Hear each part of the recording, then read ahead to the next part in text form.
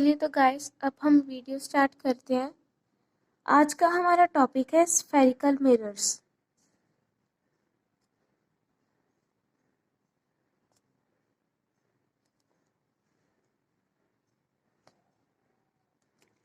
Last video में हमने light के बारे में पढ़ा था और रिफ्लेक्शन ऑफ लाइट और उसके जो लॉज थे उसके बारे में डिस्कशन की थी। आज हम स्फेरिकल मिरर्स के बारे में पढ़ेंगे। स्फेरिकल मिरर्स दो तरह के होते हैं। First is concave mirror,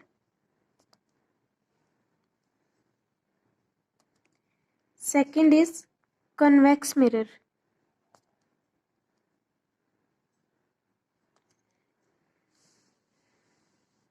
concave और कन्वेक्स मिरर स्फेरिकल मिरर का ही पार्ट है। स्फेरिकल मिरर मीन्स स्फेरिकल जो वर्ड है वो स्फीयर से निकल कर आया है। अगर हम बड़े से स्फीयर को काट दें तो हमारे पास कनकेव और कन्वेक्स मिरर आ जाएंगे। अब देखते हैं इनकी क्या क्या शेप होती है। सबसे पहले कनकेव मिरर देखते हैं।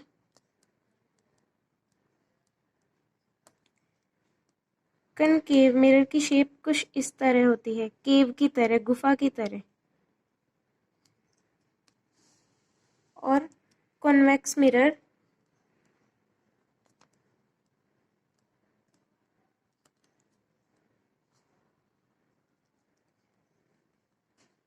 की शेप इस तरह होती है। इसका बल्जिंग इनवर्ड होता है और इसका बल्जिंग आउटवर्ड होता है। अब स्फेरिकल मिरर्स को आगे पढ़ने से पहले मैं आपको एक चम्मच से इसके बारे में बताती हूँ कि कनकेव मिरर्स जो जिसका ये बल्जिंग इनवर्ड होगा, ये बल्जिंग इनवर्ड है, और कन्वेक्स मिरर के केस में इसका बल्जिंग आउटवर्ड है। ओके, अगर आप इस साइड खड़े हो, लेफ्ट साइड खड़े हो, तो आपको ये जो मिरर है उसकी ये जो बाहर वाली साइड दिखाई दे रही है, ये कौन सी है? ये कॉन्वेक्स मिरर की है, क्योंकि इसका बल्जिंग क्या है? आउटवर्ड। अगर मिरर ऐसा है तो आप यहाँ पे खड़े हो तो इसका बल्जिंग क्या है? इनवर्ड है। तो ऐसे मिरर्स को हम बोलेंगे कनकेव मिरर्स। नेक्स्ट हम कुछ टर्म्स पढ़ लेते हैं। फर्स्ट टर्म है हमारे पास पोल। पोल किसे कहते हैं? जैसे मैंने ये कॉन्वेक्स मिरर ले लिया, ये जो कॉन्वेक्स मिरर है इसका जो सेंटर होगा उसे हम बोलेंगे पोल। कन्वेक्स मिरर का जो भी सेंटर होगा उसे हम बोलेंगे pole. Same in case of concave mirrors, इनका जो सेंटर होगा उसे हम बोलेंगे पोल। सेकंड टर्म है हमारी कर्वेचर। इसे हम डिनोट करते हैं कैपिटल सी से। जैसे फिर से मैंने कॉन्वेक्स मिरर ले लिया, मैंने आपको बताया कि ये जो कनकेव और कॉन्वेक्स मिरर्स हैं ये स्फेरिकल मिरर का ही हिस्सा है, मीन स्फेरिकल मिरर से ही निकल कर आए हैं। अगर हम इस पूरे मिरर को अगर कंप्लीट करें तो ये पूरा स्फीयर बन जाएगा, और ये पूरे स्फीयर का जो सेंटर होगा उसे हम बोलेंगे कर्वेचर। ये हमारा पोल, और इस पूरे स्फीयर का जो सेंटर होगा वो होगा कर्वेचर। सेम कनकेव मिरर के केस में भी ऐसा ही होगा। Now third property is radius of curvature. इसे हम डिनोट करते हैं कैपिटल आर से। फिर से मैंने कॉन्वेक्स मिरर ले लिया,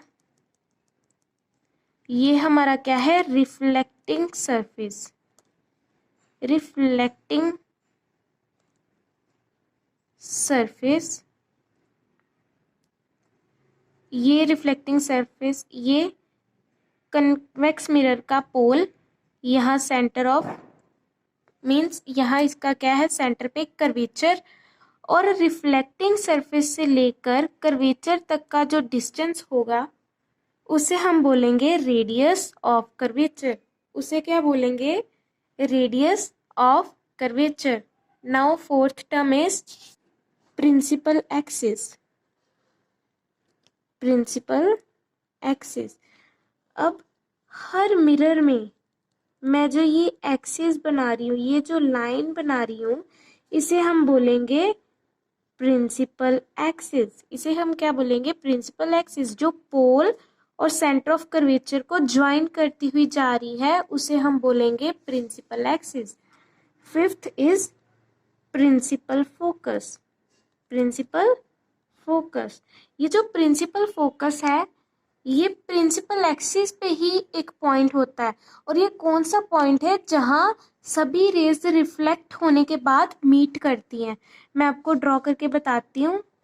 ये हमारे पास क्या है? Convex mirror. कन्वेक्स मिरर के केस में क्या होता है कि ये मैंने parallel raise of lights strike करवाई रिफ्लेक्टिंग सरफेस पे, ये प्रिंसिपल एक्सिस है, ये पैरेलल रेज ऑफ लाइट्स, और ये क्या कर गई? डाइवर्ज कर गई। और यहाँ पे जो प्रिंसिपल फोकस होगा, आप तो बोलोगे कि यहाँ पे तो कोई प्रिंसिपल फोकस है ही नहीं, बट अगर बैक ट्रेसिंग करें तो हमें एक पर्टिकुलर पॉइंट मिलेगा, that is principal focus, that is principal focus. ये कौन सा मिरर है? हमारा कॉन्वेक्स मिरर। और इसको हम क्या बोलेंगे? डाइवर्जिंग मिरर, क्योंकि सभी रेज ऑफ लाइट्स क्या हो रही है यहाँ पे? डाइवर्ज। सेम अगर हम इसे कॉनकेव मिरर के केस में देखें तो कॉनकेव मिरर में क्या होगा? ये प्रिंसिपल एक्सिस, ये पैरेलल रेज ऑफ लाइट्स, ये क्या करेंगी? रिफ्लेक्ट कर जाएंगी वापस।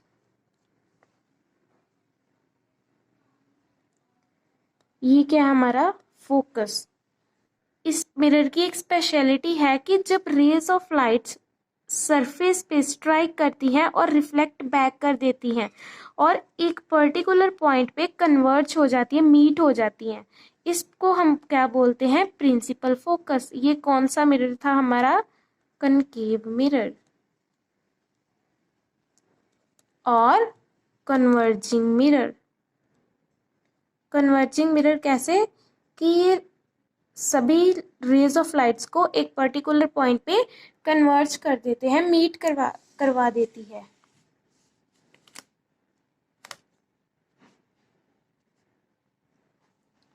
Now the last term is focal length. इसे हम डिनोट करते हैं स्मॉल एफ से। फोकल लेंथ क्या है? Distance of principal focus from pole of the mirror. यहां से देखिए, डिस्टेंस ऑफ